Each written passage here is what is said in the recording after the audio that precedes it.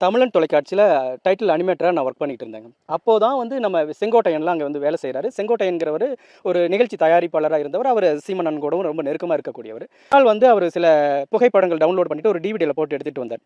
அதாவது தலைவர் பிரபாகரன் அவர் வந்து மகேந்திரன் சார் கூட இருக்கிறது, இன்னும் வேறு சில புகைப்படங்கள்லாம் அவருக்கு கிடைச்ச புகைப்படங்கள்லாம் எடுத்துட்டு, அண்ணன் சீமானுடைய புகைப்படத்தையும் எடுத்துட்டு வந்து, இது 2யும் பக்கத்துல பக்கத்துல இருக்கிற மாரி எனக்கு வேணும்னு சொல்லி கேட்டார்.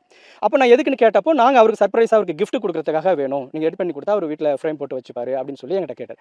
அப்போ எனக்கு ரொம்ப ஆசை. என்னன்னா, எனக்கு சீமான் அண்ணா அதுக்கு முன்னாடி தெரியும். இந்த மாதிரியான ஒர்க் பண்ணும்போது அப்போலாம் ஃபோட்டோஸ் 7 அந்த மாரி தான் இருந்துச்சு.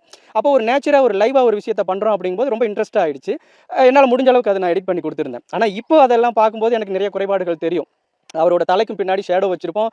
அண்ணனோட கைக்கு பின்னாடி அந்த ஷேடோ வைக்க மறந்துருப்போம். வைக்காம விட்டுருப்போம். அந்த ஷேடோ அதே இப்போ ஒருத்தருக்கு ஷேடோ விழுதுன்னா தலைக்கு பின்னாடி இருக்கும். இன்னொருத்தவங்க பின்னாடி இருக்கும்ல. தலைவரோட படத்துக்கு பின்னாடி அந்த ஷேடோலாம் வச்சிருக்க மாட்டோம். அது அந்த அளவுக்கு டீட்டெயிலா பண்ணணும் அப்படின்லாம் நினைச்சு பண்ணல. சரி ஒரு ஃப்ரேம் போட்டு மாற்றத்துக்காக அண்ணன் கேட்குறாரு.